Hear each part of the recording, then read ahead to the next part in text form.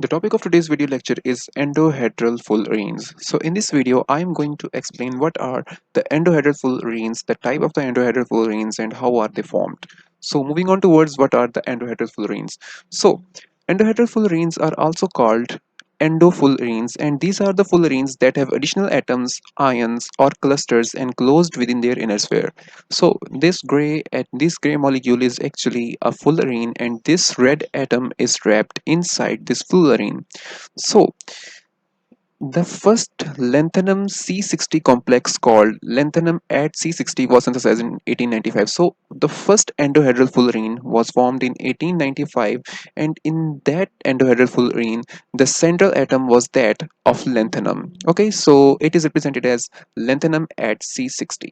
Moving on, the at sign is usually used to represent the atom that is trapped inside the fullerenes. So if the lanthanum atom is trapped inside the fullerene, then I can represent it as lanthanum at C60, means the fullerene is C60 and lanthanum is trapped inside the C60.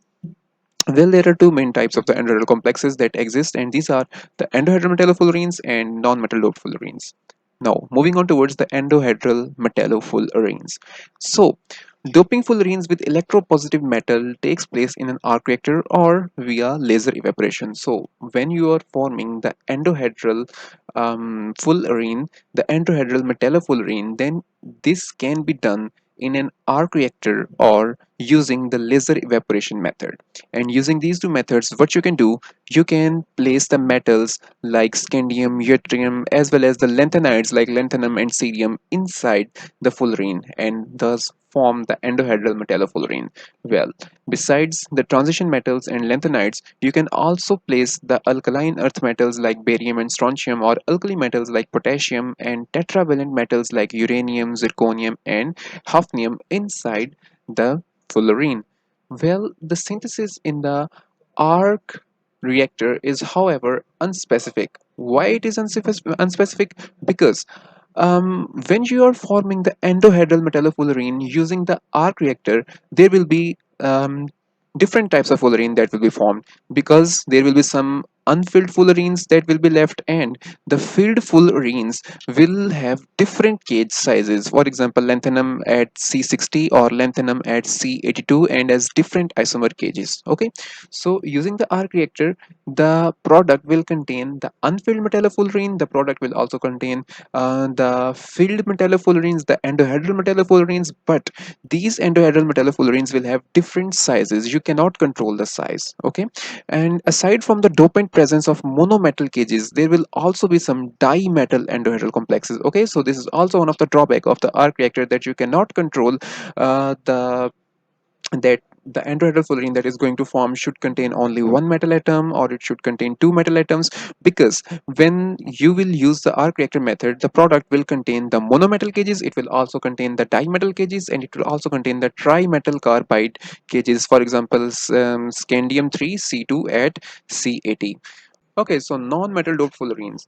Well, endohedral complexes helium at C60 and neon at C60 are prepared by pressurizing C60 to 3 bar in a noble gas atmosphere. Okay, so when the C60 was pressurized in a 3 bar noble gas atmosphere,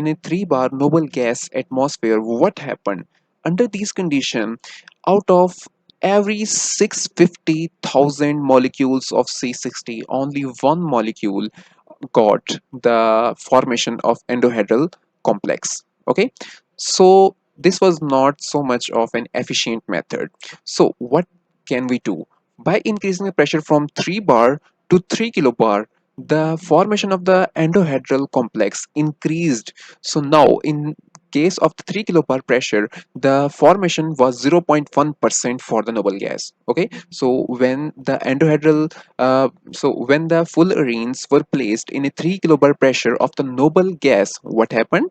The formation of the endohedral complex increased to about 0.1%. Okay, so moving on towards the molecular endofullerenes. Besides forming the metallofullerenes, the non-metal doped fullerenes, now we have the molecular endofullerenes. Well, closed fullerenes encapsulating small molecule have been synthesized. So in this case, what we have the small molecules that were present inside the fullerenes, and these are called the molecular endofullerenes. And represented are the synthesis of the dihydrogen endofullerenes. Okay, as you can see on the screen, that the formation of hydrogen, formation of the dihydrogen fullerene, and the water endofullerene, the hydrogen fluoride endofullerene, the methane endofullerene. These are the fullerenes that have been synthesized. These are the molecular endofullerenes that have been synthesized.